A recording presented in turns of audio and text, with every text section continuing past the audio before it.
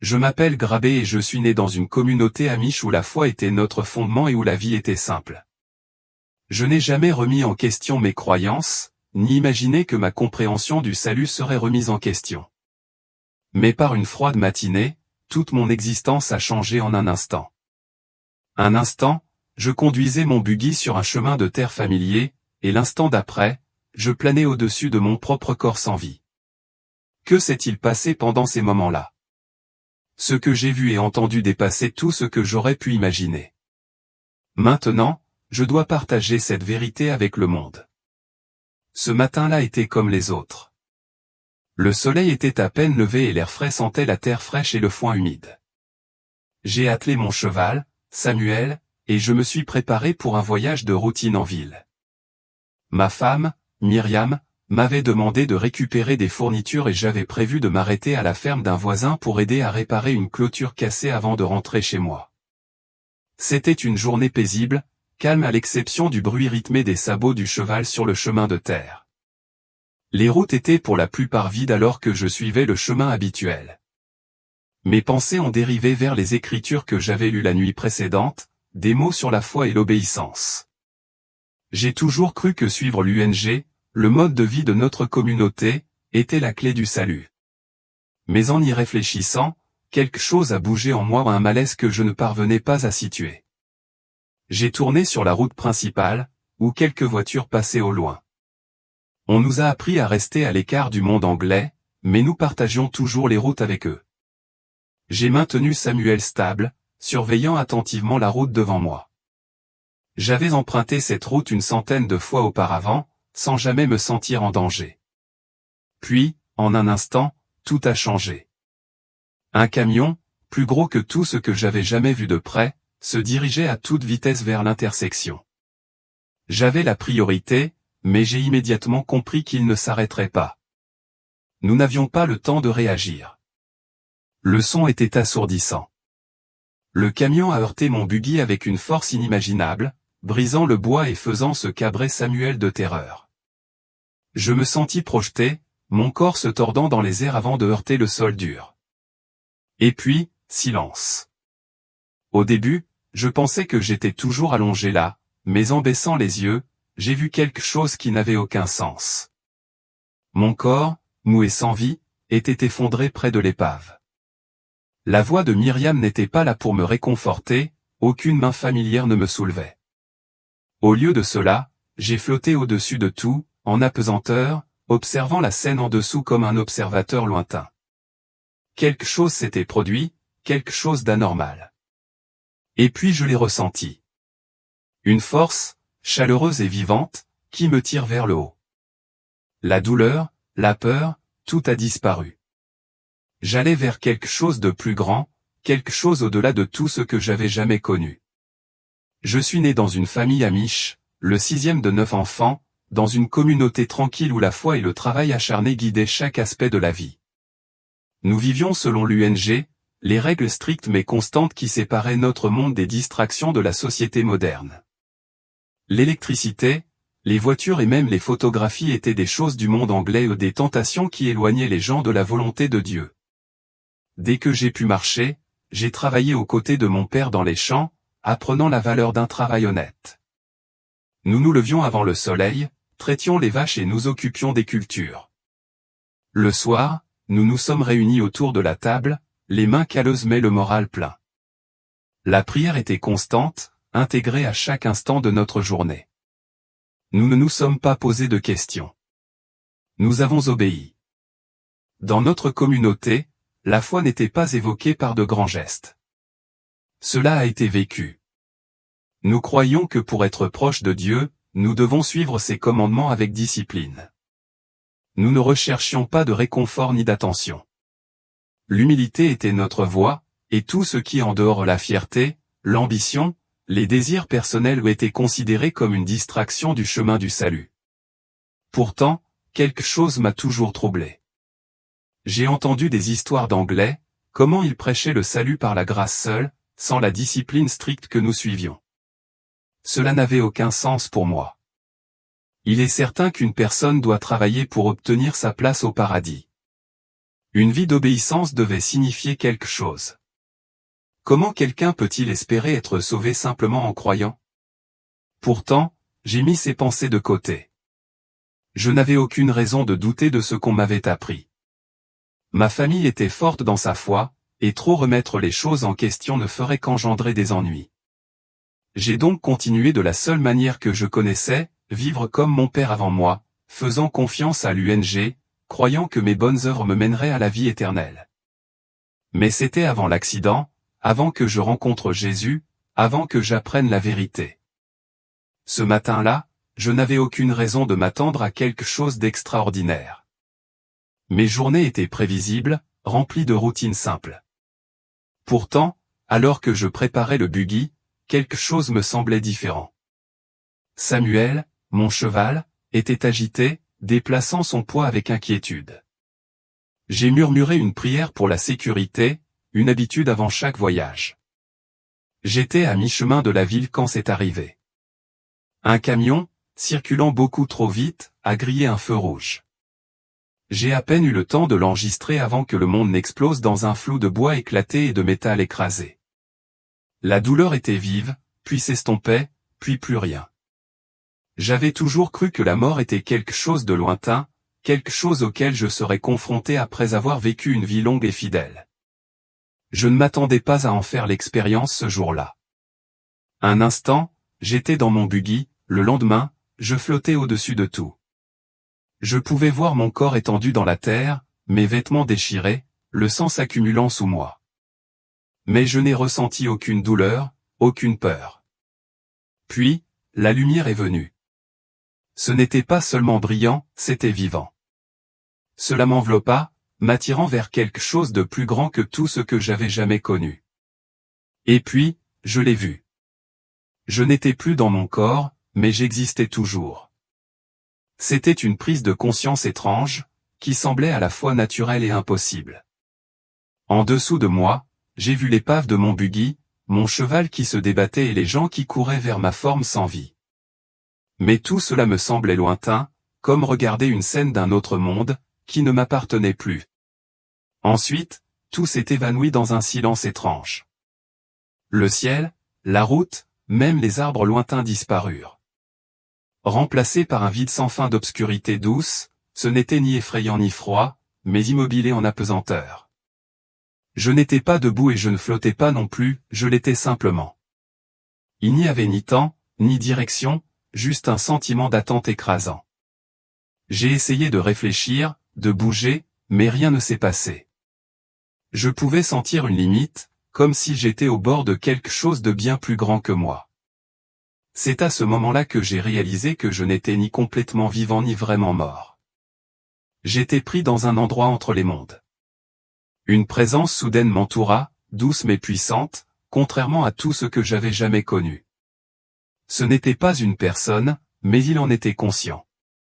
Je l'ai senti m'attirer, non pas avec force, mais avec compréhension, comme s'il attendait que je reconnaisse quelque chose. Je savais alors que je traversais. Une chaleur m'envahit, m'emplissant de l'intérieur, comme si je pénétrais dans un rayon de soleil après une longue nuit d'hiver. L'obscurité autour de moi a commencé à se dissiper, remplacée par un rayonnement qui n'était pas seulement brillant, c'était vivant. La lumière ne s'est pas contentée de briller, il a communiqué. Cela m'enveloppait, non pas comme un feu, mais comme une présence, un être qui me connaissait complètement. En avançant, j'ai réalisé que je n'étais pas seul. Il y avait d'autres présences, non pas comme les gens existent sur Terre, mais comme des consciences, chacune portant une essence d'amour et de paix. Ils ne parlaient pas, mais je les comprenais. Ils m'accueillaient, mais attendaient aussi. Je n'avais jamais éprouvé une telle sensation auparavant, cette paix immense, cette absence totale de peur. Dans la vie, j'avais toujours essayé d'être bon, de suivre les règles, de vivre dans l'obéissance. Mais ici, rien de tout cela n'avait d'importance. Je n'étais pas jugé. Je n'étais pas mesuré. J'étais simplement connu. Et puis je l'ai senti. La lumière s'est intensifiée et soudain je n'ai plus regardé une lueur mais une présence. Jésus se tenait devant moi, non pas comme je l'avais vu sur des peintures ou lu dans la Bible, mais d'une manière qui défiait toute compréhension humaine. Il était léger, mais il avait une forme. Il était immense, mais intimement proche. Ses yeux, si on pouvait même les appeler ainsi, contenaient des galaxies en eux, mais il se concentrait sur moi avec un amour si profond que j'avais l'impression que j'allais me dissoudre sous son poids. J'avais envie de m'incliner, de tomber devant lui, mais je n'avais pas de corps physique pour le faire. Au lieu de cela, mon essence même a répondu, se penchant vers lui dans un abandon complet.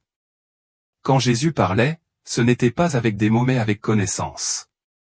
Sa voix n'était pas quelque chose que j'entendais, mais quelque chose que je ressentais au plus profond de mon être, comme une vibration qui résonnait dans mon âme. Ce n'était pas sonore, c'était la vérité. Il m'a appelé par mon nom et j'ai su à ce moment-là qu'il m'avait toujours connu, pas seulement en tant qu'homme, mais en tant qu'âme, comme quelqu'un qu'il avait aimé avant même que je prenne mon premier souffle. J'avais passé ma vie à essayer de gagner la faveur de Dieu. J'avais travaillé sans relâche pour être bon, obéissant et vivre aussi justement que possible. Mais ici, debout devant Jésus, j'ai réalisé à quel point mes efforts ne signifiaient pas vraiment. Il ne m'aimait pas à cause de mon obéissance. Il ne m'a pas reconnu parce que j'avais suivi les règles.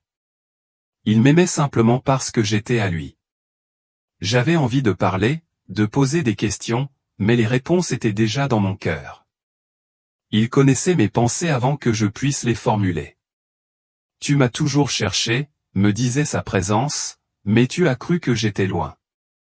Je n'ai jamais été loin. J'ai été plus proche que ton propre souffle. Les mots m'ont détruit. Toute ma vie, j'avais imaginé Dieu comme lointain, un être qui exigeait mon travail et mon sacrifice. Mais il était là, debout devant moi, me montrant qu'il n'avait jamais exigé ma perfection, seulement mon cœur. Et puis Jésus m'a révélé une vérité qui a brisé tout ce que j'avais cru. Le salut ne se mérite pas, m'a-t-il dit, il se donne en un instant. J'ai vu ma vie se dérouler devant moi, chaque moment de dévotion, chaque lutte pour suivre les règles, chaque fois que je m'étais condamné pour ne pas être assez bon. J'avais passé toute ma vie à essayer de gagner ce qui m'avait déjà été donné gratuitement. J'ai vu le poids de mes croyances pour ce qu'elles étaient vraiment, un fardeau que je n'étais jamais censé porter. Le salut ne se trouvait pas dans les règles, ni dans les traditions, ni dans ma capacité à vivre parfaitement. C'était en lui. J'avais envie d'argumenter, de protester, mais on m'a appris qu'il fallait travailler pour le ciel, qu'il fallait s'efforcer d'en être digne. La présence de Jésus m'a entouré dans une étreinte d'amour. Vous ne pouvez pas gagner ce qui a déjà été payé, a-t-il déclaré. Je l'ai alors vu, la croix, le prix qu'il avait payé, pas seulement pour moi, mais pour tous ceux qui croient. J'avais toujours entendu parler de la crucifixion, mais pour la première fois, je l'ai compris.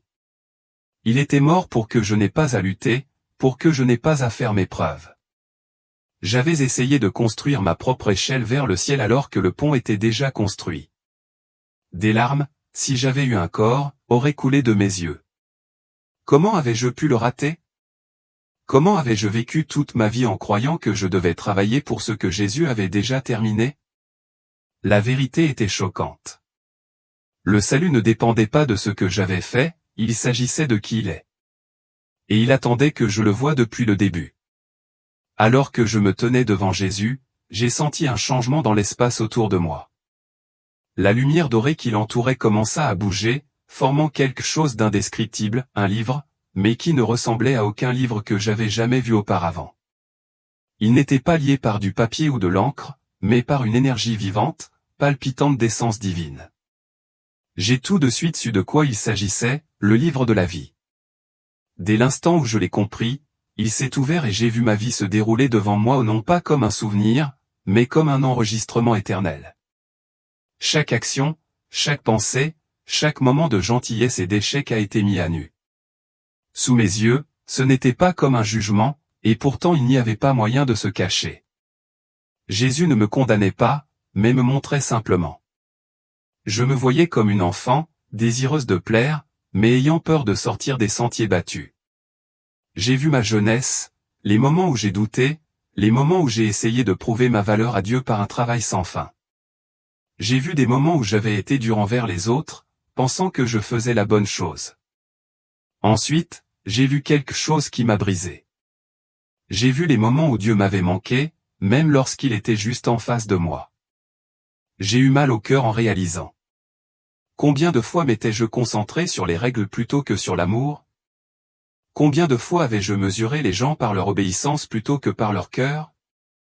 Puis Jésus a tourné la page et j'ai vu quelque chose qui m'a encore plus secoué. Les moments où j'avais prié dans le doute, pensant que mes paroles étaient vides, il les avait toutes entendues. Les fois où j'avais eu peur d'être seul, il avait été là, attendant que je lui fasse confiance. Le livre de vie n'était pas seulement un récit d'actes, c'était un témoignage de l'amour de Dieu. Chaque échec que j'ai vu a été accueilli avec grâce. Chaque peur a été affrontée avec patience. Chaque erreur était éclipsée par la miséricorde. Alors que je contemplais ma vie dans le livre, quelque chose en moi a commencé à changer. J'ai toujours cru en l'amour de Dieu, mais j'ai aussi cru qu'il fallait le mériter. J'avais travaillé sans relâche, évitant tout ce qui pourrait me séparer du salut. Mais alors que je me tenais en présence de Jésus, j'ai réalisé quelque chose qui a tout changé. J'avais lutté pour quelque chose qui m'appartenait déjà, la grâce. J'avais déjà entendu ce mot, mais jamais comme ça. La grâce n'était pas une récompense pour un bon comportement. Ce n'était pas quelque chose qui était réservé aux plus obéissants ou aux plus disciplinés. La grâce était un cadeau. Un cadeau que j'avais passé toute ma vie à essayer de rembourser, alors qu'en réalité, il me suffisait de l'accepter. Des larmes de compréhension ont rempli mon âme. Jésus ne m'avait pas aimé à cause de ce que j'avais fait, il m'avait aimé parce que j'étais à lui. Je n'avais jamais eu besoin de le gagner. J'ai repensé aux règles que j'avais suivies si strictement, l'UNG, les lois et traditions sans fin. Avaient-ils tort? Non, ils avaient donné une structure à ma vie, mais ils m'avaient aussi aveuglé sur quelque chose de bien plus important, une relation avec Jésus. J'avais été tellement occupé à suivre les règles que je ne l'avais jamais vraiment connu. Et pourtant, malgré tout cela, il m'avait connu. Il m'attendait. Je voulais rester dans ce moment. Je ne voulais rien d'autre que rester dans la présence de Jésus, laisser derrière moi les fardeaux du monde. Mais Jésus m'a regardé avec bonté et a prononcé ces paroles, remplissant mon être de compréhension. Vous devez rentrer, dit-il. Les mots résonnaient en moi, me remplissant à la fois de chagrin et d'urgence. Je ne voulais pas partir, mais je savais que je n'avais pas le choix. Il y avait quelque chose que je devais faire. Une vision s'est déroulée devant moi. J'ai vu ma famille, ma femme Myriam, mes enfants, ma communauté. J'ai vu la peur dans leurs yeux, les questions qui tourmentaient leur cœur. On leur avait appris ce qu'on m'avait appris, suivre les règles, vivre dans la droiture, gagner sa place au paradis. J'ai vu le même malentendu que j'avais porté toute ma vie, la croyance que le salut était une récompense et non un cadeau. Jésus me renvoyait, non seulement pour vivre, mais pour leur dire la vérité, une vérité qui ne leur serait pas facile à entendre. J'ai tremblé à cette pensée. Me croirait-il? M'écouterait-il ou me verrait-il comme quelqu'un qui avait été trompé? La présence de Jésus m'a rassuré. Vous n'y allez pas seul, a-t-il déclaré. Je suis avec toi. À ce moment-là, j'ai ressenti une attraction, une force plus forte que tout ce que j'avais jamais connu. J'étais éloigné de la lumière, de Jésus. Je voulais résister, mais je savais que mon séjour ici était terminé. La transition ne ressemblait à rien de ce que je pourrais décrire. Ce n'était pas comme tomber, c'était comme si j'étais comprimé, mon esprit refoulé dans un corps qui semblait soudainement beaucoup trop petit. Puis la douleur est revenue. Une agonie brûlante s'est propagée en moi, mes poumons à bout de souffle, ma tête martelant. Je pouvais entendre des voix, frénétiques et désespérées. J'ai senti des mains se presser contre ma poitrine, puis un halètement, mon propre halètement. Il est de retour, cria une voix. Mes yeux se sont ouverts et pendant un instant, la chambre d'hôpital était insupportable.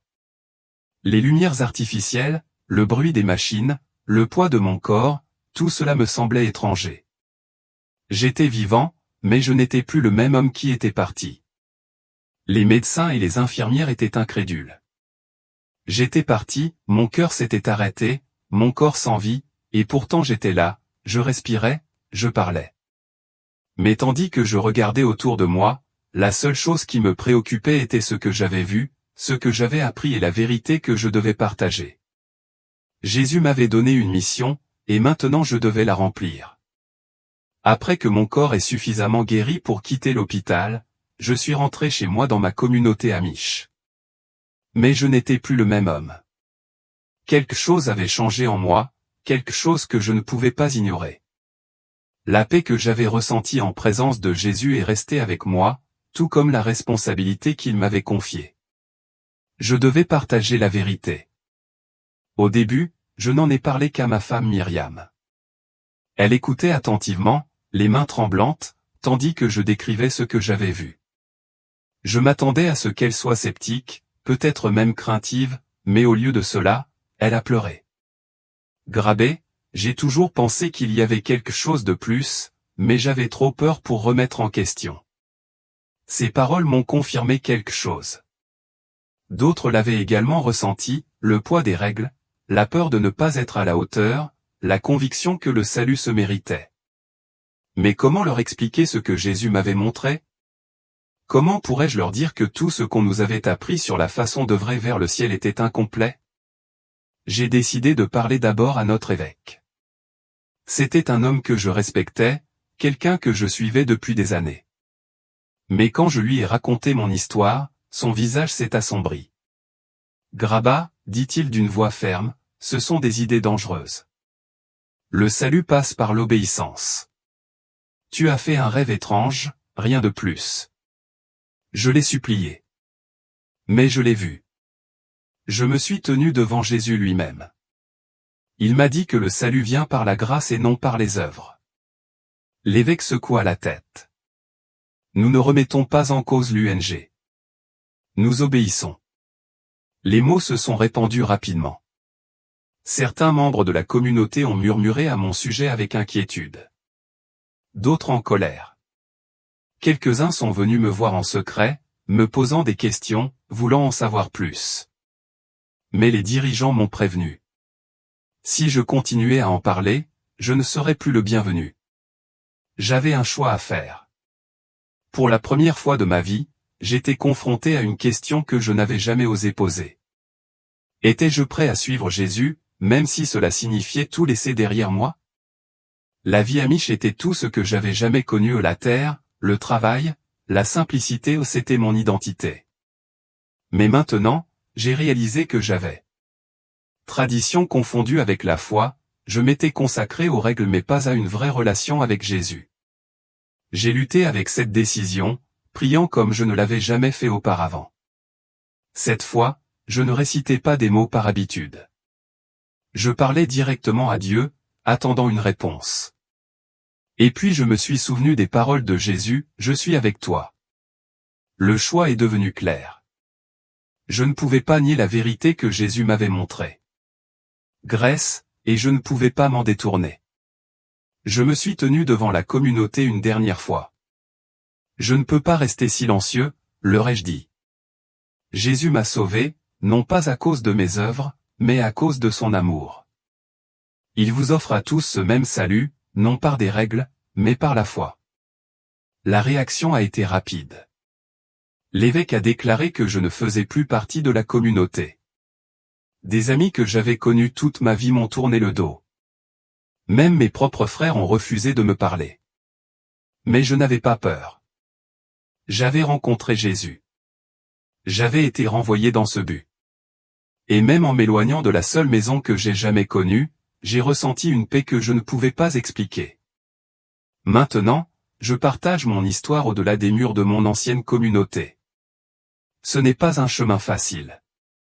J'ai perdu des amis, de la famille et tout ce qui était familier, mais j'ai gagné quelque chose de bien plus grand, une véritable compréhension de l'amour de Jésus. Je sais maintenant que le salut n'est pas une question de règles. Il ne s'agit pas de tradition. Il s'agit d'une relation avec Jésus-Christ. De nombreuses personnes, amish et non amish, sont piégés dans la même peur dans laquelle j'ai vécu autrefois. Ils croient qu'ils doivent faire leurs preuves, qu'ils doivent être assez bons pour entrer au paradis. Mais je suis ici comme la preuve que Jésus ne nous mesure pas par nos œuvres. Il nous sauve par sa grâce. Je ne raconte pas cette histoire pour vous convaincre. Je le dis parce que je ne peux pas rester silencieux. On m'a donné ce témoignage à partager, et je le dirai aussi longtemps que j'aurai le souffle. Si vous vous êtes déjà demandé si vous en faites assez pour gagner la faveur de Dieu, laissez-moi vous le dire maintenant, vous n'êtes pas obligé de la mériter. Jésus vous l'a déjà donné. J'ai été renvoyé pour une raison et maintenant je partage cette vérité avec le monde. Jésus vous attend. Il suffit de croire. Quitter la seule vie que j'ai jamais connue n'a pas été facile. En m'éloignant de ma communauté amish, j'ai senti les regards de personnes que j'avais autrefois appelées ma famille. Mes frères, mes amis d'enfance, même les aînés, aucun d'eux ne me regardait dans les yeux. Dans leur cœur, j'étais perdu, un homme trompé par des croyances dangereuses. Mais je connaissais la vérité. Malgré tout, la douleur du rejet était réelle. La communauté amish n'est pas seulement un mode de vie, c'est une famille, un système de soutien, un foyer. Sans cela, je n'avais rien. Je n'avais ni compte bancaire, ni travail, ni endroit où aller. Le monde extérieur, qui avait toujours semblé lointain et inutile, se dressait désormais devant moi comme un océan vaste et inconnu. J'ai passé ma première nuit dans la grange d'un ami, vieil anglais, quelqu'un qui avait autrefois fait des affaires avec mon père. Il m'a donné un abri et un repas chaud, mais alors que j'étais allongé là, dans la pénombre, je n'ai pas pu empêcher le chagrin de s'infiltrer. Avais-je fait la bonne chose? Avais-je vraiment entendu Jésus ou avais-je commis une terrible erreur? Le doute essayait de s'installer, murmurant dans mon esprit. Mais ensuite j'ai fermé les yeux et je l'ai senti. La même présence que j'avais ressentie dans la lumière, la chaleur, la paix était toujours avec moi, et je savais que peu importe où j'allais, je n'étais pas seul. Les mois suivants m'ont mis à l'épreuve d'une manière que je n'avais jamais imaginée. Sans le mode de vie amish, j'ai dû tout apprendre de zéro, comment utiliser l'argent, comment naviguer dans un monde rempli de technologie, comment travailler en dehors de la ferme. J'ai trouvé un emploi dans une petite entreprise de construction dirigée par un homme nommé James, un ancien ménonite qui avait quitté sa communauté des années auparavant. Il a compris mon combat et est devenu comme un mentor pour moi. Un jour, alors que nous étions assis à la pause déjeuner, il m'a demandé, « Regrettez-vous parfois de partir ?» J'ai réfléchi attentivement à sa question avant de répondre. Ma famille me manque. La façon dont les choses se passaient me manque, ai-je admis. Mais regretter? Non. J'ai rencontré Jésus, et je n'échangerai cela contre rien au monde. James hocha la tête. C'est ce que j'ai ressenti aussi. Ce n'est pas facile de s'éloigner de tout ce que l'on a connu, mais quand Dieu vous montre la vérité, vous ne pouvez pas l'ignorer. Ces mots m'ont marqué. J'avais laissé derrière moi mon ancienne vie, mais je n'étais pas abandonné. Dieu me guidait vers quelque chose de nouveau. J'ai commencé à étudier la Bible d'une manière que je n'avais jamais fait auparavant. Sans que l'ordination ne façonne ma compréhension, j'ai commencé à voir les Écritures avec un regard neuf. J'ai vu des passages sur la grâce, sur le sacrifice de Jésus, sur le salut comme un don et non comme quelque chose de mérité. Tout était là, juste devant moi. Pourquoi ne l'avais-je pas vu avant? Parce qu'on m'avait appris à suivre des règles, à ne pas rechercher une relation avec Jésus. Maintenant, tout était différent et je savais ce que je devais faire ensuite. Une nuit, alors que je priais, j'ai senti quelque chose remuer en moi, un appel, une attirance indéniable. J'avais eu cette expérience pour une raison. Jésus ne m'avait pas renvoyé pour me taire. Il m'avait renvoyé pour partager la vérité. J'ai commencé à écrire mon histoire, chaque détail de ce que j'avais vu et entendu pendant mon séjour de l'autre côté. Je ne savais pas qui le lirait, mais je savais que je devais le partager. Au début, ce n'était que quelques personnes, d'anciens amish, des ménonites, et même certains de mon ancienne communauté, qui remettaient secrètement en question leurs croyances. Ils écoutaient avec une curiosité prudente, certains avec scepticisme, mais d'autres les larmes aux yeux. Puis un pasteur de la ville m'a invité à parler dans son église. Je me tenais devant une congrégation remplie de gens qui n'avaient jamais connu ce que c'était que de vivre. Conformément à des règles religieuses strictes, je leur ai raconté le moment où mon buggy a été heurté, la sensation de traverser, la présence radieuse de Jésus et la vérité qu'il a révélée. Quand j'ai fini, une femme au premier rang a levé la main. Sa voix était tremblante lorsqu'elle demanda « Êtes-vous en train de dire que le salut n'est qu'un don, que nous n'avons pas à le mériter ?»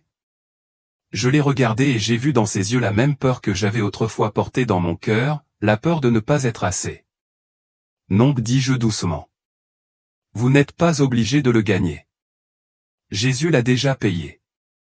Il attend juste que vous l'acceptiez. » Elle s'est couverte la bouche en sanglotant, et à ce moment-là, j'ai réalisé que c'était pour ça que je revenais. Jésus m'avait confié une mission et je ne m'arrêterai pas tant qu'elle ne serait pas accomplie. La vérité doit être dite. Le monde doit le savoir.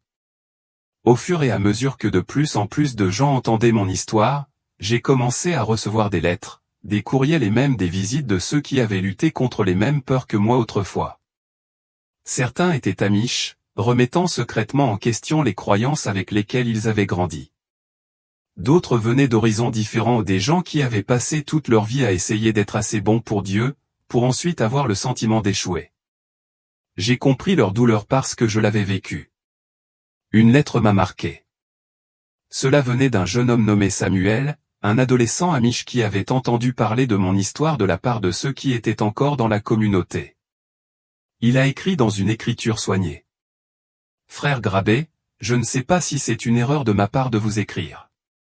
On m'a dit que remettre en question l'UNG, c'est remettre en question Dieu, mais je ressens dans mon cœur quelque chose qui ne disparaîtra pas.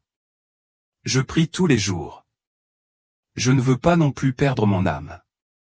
S'il vous plaît, dites-moi, est-ce que ce que vous dites est vrai? Avez-vous vraiment vu Jésus? Nous aime-t-il vraiment, même si nous ne sommes pas parfaits? J'ai tenu longtemps cette lettre entre mes mains, le cœur lourd. Je savais ce que c'était d'être là où se trouvait Samuel, à la limite de la vérité, craignant de s'avancer. Samuel, Jésus ne t'aime pas à cause de ce que tu fais. Il vous aime parce que vous lui appartiennent. Je sais que vous avez peur de perdre votre famille, et ce n'est pas quelque chose que je peux vous faciliter.